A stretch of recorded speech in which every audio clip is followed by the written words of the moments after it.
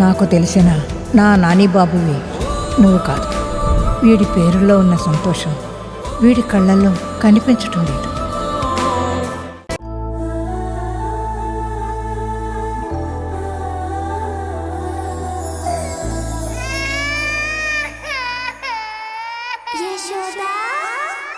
నా హాస్పిటల్లో అక్రమాలు జరుగుతున్నాయని లాయర్ ద్వారా నోటీస్ పంపిస్తావా?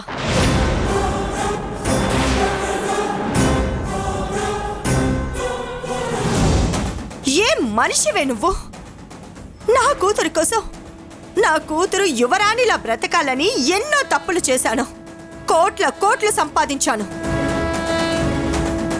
కానీ ఈరోజు నా కూతురే నాతో లేదు.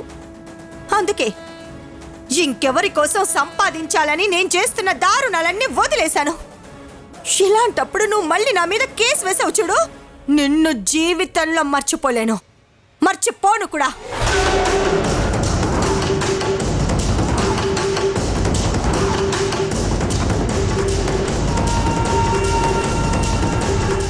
చూడు పిన్ని, నువ్వు నన్ను అపార్థం చేసుకుంటున్నావు. నేను నాకున్న సమస్యలతోనే చస్తూ బ్రతుకుతున్నాను. నీరజ చనిపోయిందన్న బాధలో కూడా ఉన్నాను. నీ మీద కేసులు వేసి కక్ష తీర్చుకోవాలనుకుంటే ఎప్పుడో వేసేదాని కదా. చివరగా నేను ఒక మాట చెప్తాను విను పిన్ని. నీకు లాయర్ నోటీసులు ఎందుకు వచ్చాయో నాకు తెలీదు, ఎవరు పంపించారో అంతకంటే తెలీదు. కానీ నాకు తెలిసింది ఒకటే, నీరజ చావుకి నువ్వే కారణం.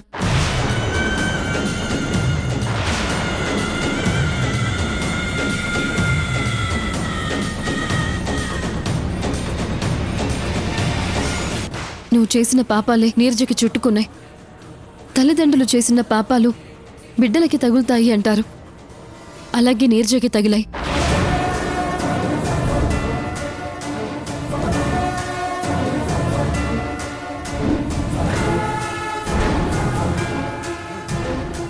పాపం, లేకపోతే నీరజ నిండు నూరేళ్లు హ్యాపీగా బ్రతకాల్సింది. నీరజ నీలాంటిది కాదు పిన్ని, చాలా మంచి మనసున్నది.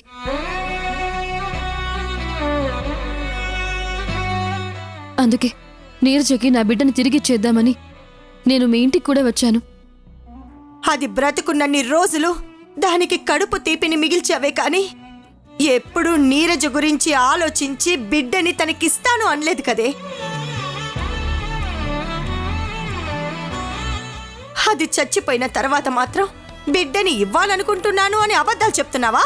పిన్ని, నా కన్న బిడ్డ మీద ఒట్టేసి చెప్తున్నాను, నేను చెప్పేది నిజం.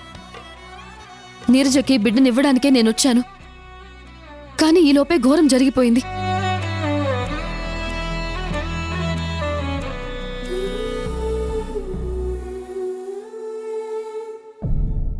నేను నీరజకి బిడ్డని ఎలా అయినా ఇచ్చేయాలనే కదా నువ్వు సుబ్బరాజుని నా బిడ్డకి తండ్రి అనే నాటకం ఆడించావు.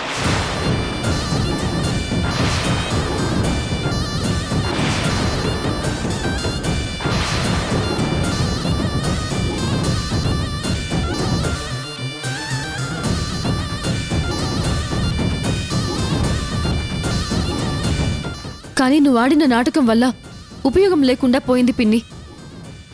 ఇప్పటికైనా మనిషిలా మారు, నిజమేంటో చెప్పు. నువ్వు నిజం చెప్పడం వల్ల నా బిడ్డ జీవితం బాగుపడుతుంది. చెప్పు పిన్ని. పిన్ని, ఈ పసిదాన్ని చూసైనా నిజం చెప్పు.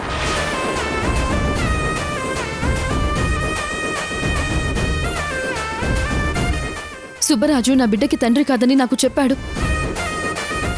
అలాగే నా బిడ్డకి తండ్రి ఎవరో చెప్పబోతూ ఉంటే నువ్వు వచ్చి కాల్చి చంపేశావు. కారణమేంటి? ఎందుకు కాల్చావు పిన్ని?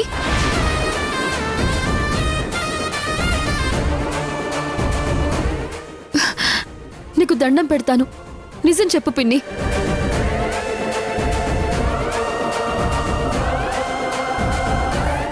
నేను నా జీవితం నాశనం అయిపోయినా బాధపడలేదు. కానీ నా బిడ్డ ఎన్నో మాటలు పడాల్సి వస్తోంది.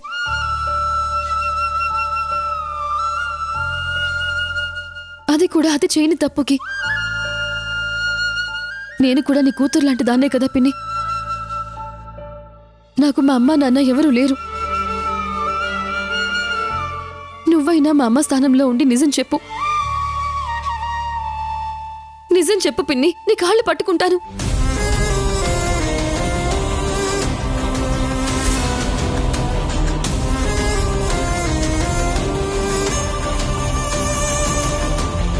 ఈటీవీ విన్ గుర్తుకొస్తున్నాయి, గుర్తుకొస్తున్నాయి, గుర్తుకొస్తున్నాయి.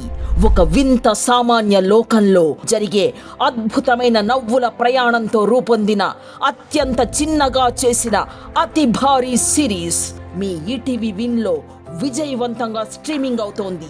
గుర్తుకొస్తున్నాయి, గుర్తుకొస్తున్నాయి, గుర్తుకొస్తున్నాయి. ఈటీవీ విన్ యాప్ని డౌన్లోడ్ చేసి సబ్స్క్రైబ్ చేయండి.